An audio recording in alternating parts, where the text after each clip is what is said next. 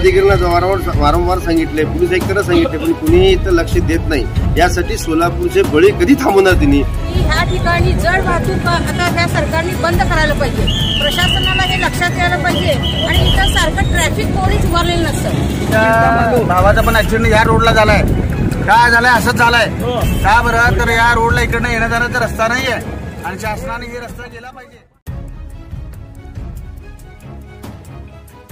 सोलापूरमध्ये एक भीषण अपघाताची घटना घडली आहे। सिमेंटच्या बल्करने आणखी एका महिलेचा बळी घेतला आहे। अक्कलकोट रस्त्यावरील अपघात कधी थांबणार? नागरिकातून आता तीव्र संताप व्यक्त होतोय।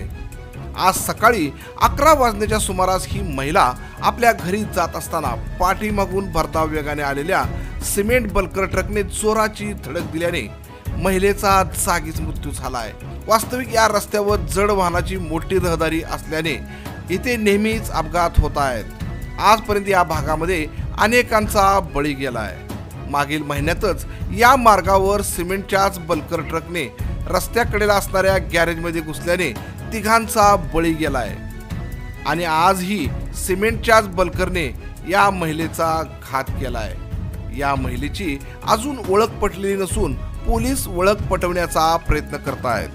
आज अजून एक ऍक्सिडेंट मध्ये बळी गेलेला आहे। निष्पाप महिलांचा बळी अतिशय दुर्घटना अशी घडलेली आहे की ती चेंदा मेंदा झालेली आहे, ती अतिशय वाईट परिस्थिती झालेली आहे। त्या ठिकाणी ह्या अक्कलकोट रोडला विराट मॉलच्या अलीकडं ब्रिज चालू अगोदर एक जड वाहतूक वाहननी त्या महिला रस्ता पास करत असताना त्यांनी उडवून अक्षरशः त्याला तुडून ट्रक पुढे गेलेला आहे। यासाठी हे जड वाहतूकमुळे अनेक ऍक्सिडेंट व्हायला, अनेक सोलापूर शहरामध्ये मृत्यू पडल्यात। ह्याच्यावर कुणाचं लक्ष आहे की नाही? लोकप्रतिनिधी फक्त येत्या जात्यात आहोत। तुम्ही बघा सोलापूर शहरामध्ये ह्या 2 महिन्यामध्ये किती लोकांचा अपघातामध्ये मृत्यू झालेला आहे। ह्या ठिकाणी जड वाहतूक आता ह्या सरकारने बंद करायला पाहिजे, प्रशासनाला हे लक्षात यायला पाहिजे आणि इथं सारखं ट्रॅफिक कोणीच उभारलेलं नसतं। की महिला काहीतरी विडी कामगार असतात, कोणी काय हे असतं, इथे शाळेला जाणारे विद्यार्थी आहेत, अशा वेळेस सकाळी जड वाहतूक चाललेली असते आणि जड वाहतुकीमुळं हे सगळे ऍक्सिडेंट होत आहेत। आज एकेकांचा जीव चाललाय म्हणजे तरी पण हे प्रशासन गप्प आहे।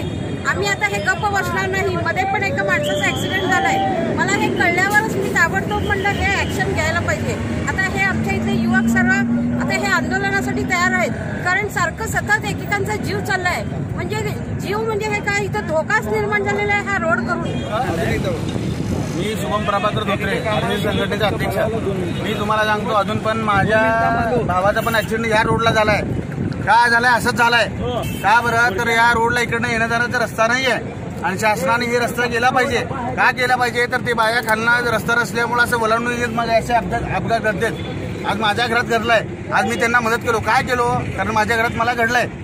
मी तुम्हाला शासनाला विनंती करतो की वरना तुम्ही ते चालून द्यायचं, सगळं बायपास करून द्या वरना, आणि तेवढं केल्यानंतर हा ब्रिज पूर्ण करून द्या। आणि तेवढं केल्यानंतर अजून पण विनंती आहे, तुम्ही बोगदे घेताना पहिला विचार करा।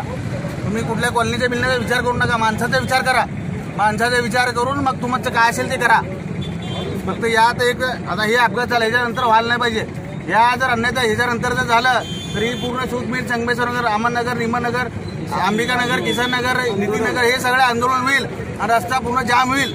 एवढा प्रशासनाला माझी हात जोडून विनंती आहे। यात जर काय उलट सुलट झालं मग सगळं आमची वस्ती बिस्ती सगळं एकत्र येईल, तर प्रशासनाला उत्तर आम्हाला द्यावं लागेल।